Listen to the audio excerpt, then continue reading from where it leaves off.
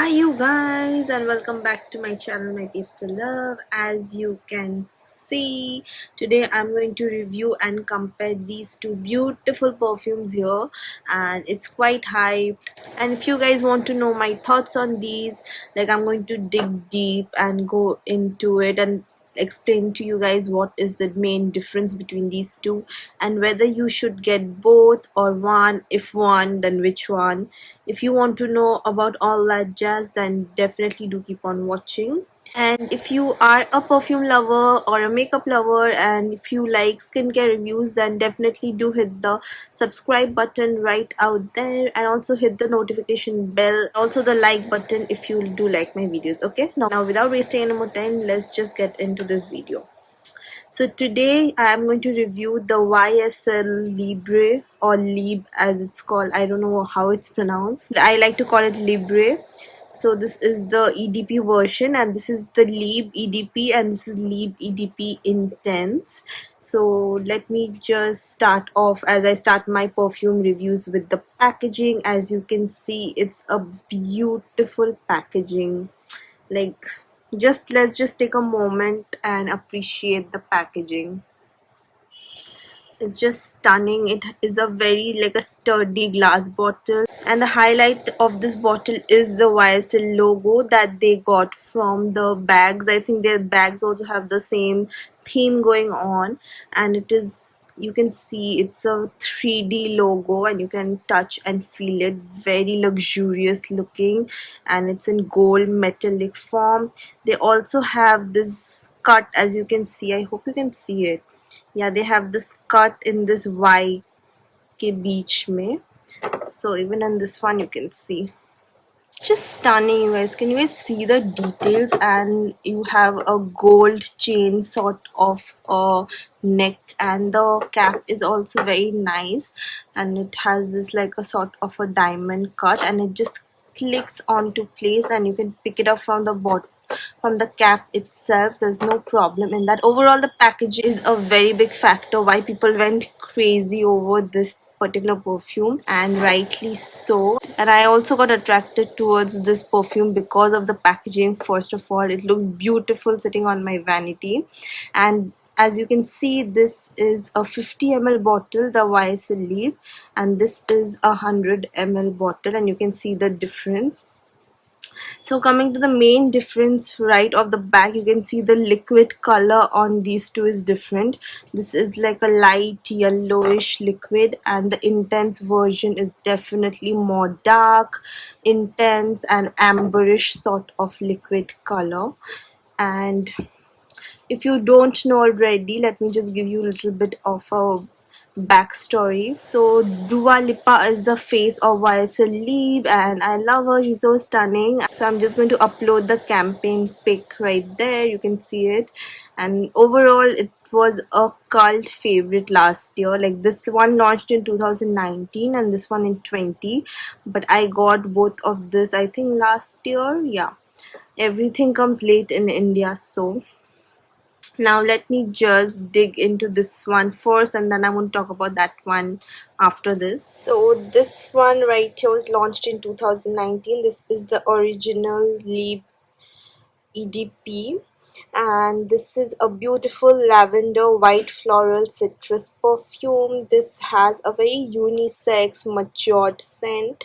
Now this was actually gifted to me very kindly by someone special, but let me just tell you, when I first sniffed this in the mall, I was a little underwhelmed, probably because I'm not used to smelling unisex or masculine perfume. That's not what I like, but this is a perfume that grew on me, you guys. So this perfume just grew on me. Like, when I first sniffed it, I was like a little underwhelmed, but once I started using this, it was such a soothing, sophisticated, classy scent. Like, I cannot even begin to tell you. Let me just dig deep into the notes, and then I'll get back to my experience about this. So at the top you have lavender, mandarin orange, blackcurrant, and petitgrain. In the middle you have some more lavender, orange blossom, and jasmine.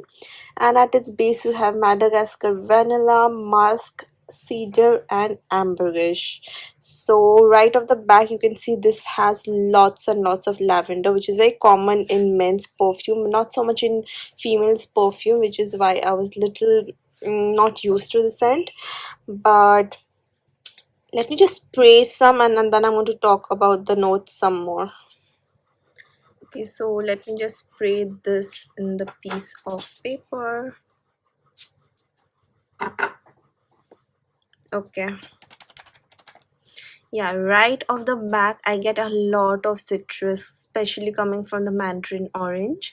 And of course, you start getting the lavender, which is very soothing and not very like, what do I say? It's very unique. Again, you have to smell it to understand, but it's a very soothing lavender, very aromatic. But you get a lot of citrus in this one right in the opening. In the opening also says that it has blackcurrant, but honestly I don't really get the blackcurrant that much. It's actually very pretty negligible. But once it starts to dry down, you start getting the white florals that slowly kicks in. So you get one of my favorite flowers, which is orange blossom and jasmine. And the jasmine and orange blossom here is not very heavy, not like alien or something like that. It's very like light and well blended together with the lavender. And again, the lavender stays throughout. Even at the base note you do get the lavender, because that's the hero of this perfume. Like, this is a lavender vanilla perfume, that's it. And in the base, of course, you have got some beautiful Madagascar vanilla, which gives a bit of sweetness to the perfume but not much, which is why it's very like matured and unisex. You also have some musk and cedar and ambergris for longevity reasons, I guess, because I don't pick up much of any of those notes. Maybe little bit of the musk, but other than that I think it's just to make the perfume more long lasting. But the more I smell this, guys, this fragrance, as I told you, I fell in love with this one with time. Like, after I started using this, because it was gifted to me, I appreciated even much more. But even otherwise, the more I used it, and you can see that I have a pretty big dent on this one, so the more I used it, I just started loving this. The longevity is amazing. It lasts me pretty much like 7 to 8 hours, and the projection is good. It's not overwhelming. It's very like, this perfume gives me a boss babe vibe. It's very unique to my collection, which is why I appreciate this a lot more. Like, among designer fragrances which can be very generic these days, this is a unique, and it's a must have in a collector's collection, you know what I mean?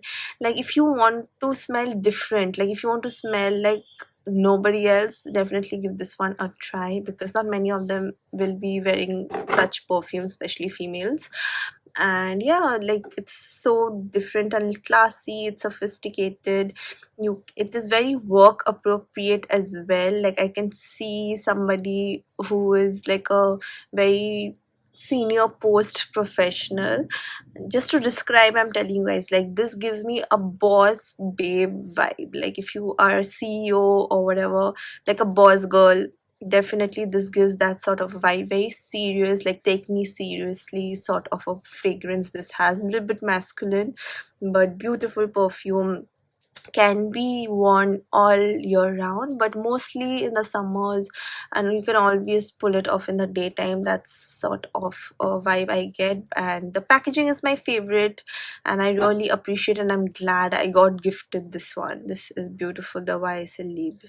Next, moving on to this beautiful bottle right here. Again, this is the 100 ml bottle, and this one I picked it up for my mother because she smelled the original and she loved it, and she wanted this in her collection. But then I decided to get her this one instead, so that I can also try out this version. And I'm glad I got it, you guys. And I got it in the 100 ml bottle also, to see how it looks and everything, just to differ go from this one, right? If I'm going to spend the money, then why not? Now first let me talk about the notes. The notes here is not much different. For comparison, I'm going to put up both the notes right here. So this, in the top also, it has lavender, mandarin orange, and instead of blackcurrant they have added bergamot, which is again a citrus smell. Then in the middle again you have lavender, orange blossom, jasmine, and they have an added note of orchid. And at its base you have again Madagascar vanilla, and they have added tonka bean, which makes the main difference in this perfume than that one, and vetiver and ambergris. So the musk is gone, the cedar is gone, and instead you have ambergris and vetiver and tonka. Now tonka and vanilla is a very good combination, you guys. It's one of my favorite. That just makes this perfume amazing. It gives a more sweetness, because this is basically the same perfume but more sweeter, and the vanilla in this one is more amped up. And definitely when you first smell it, it's not as citrusy as this one, even though it is citrusy due to the bergamot and everything, but not as citrusy as this one. In the opening only you start getting the tonka bean, and the vanilla is so much more intense in this one, which is why I feel like people are going to love this one more. I personally love this one more than this one. Not that this is bad, but if you have to compare, then I will pick this one up. And this is more sweet, more cozy, more warm, more likable, more, this is just amazing, you guys. I cannot explain, but it is very similar. Actually, it's the same thing but better. So as an intense version, this just works because this is more long lasting, it has more projection. It's a better version of this one according to me, and I feel like many people will agree if you have smelled both. But do you need both in your life? Actually no, you don't need both, because they are quite similar, as I told you.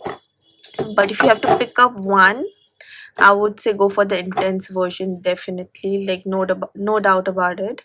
But I appreciate both in my life, because this was gifted to me and this one I got for my mother. As I told you, I wear both of this from time to time. More this one in the daytime, and this one I wear at night.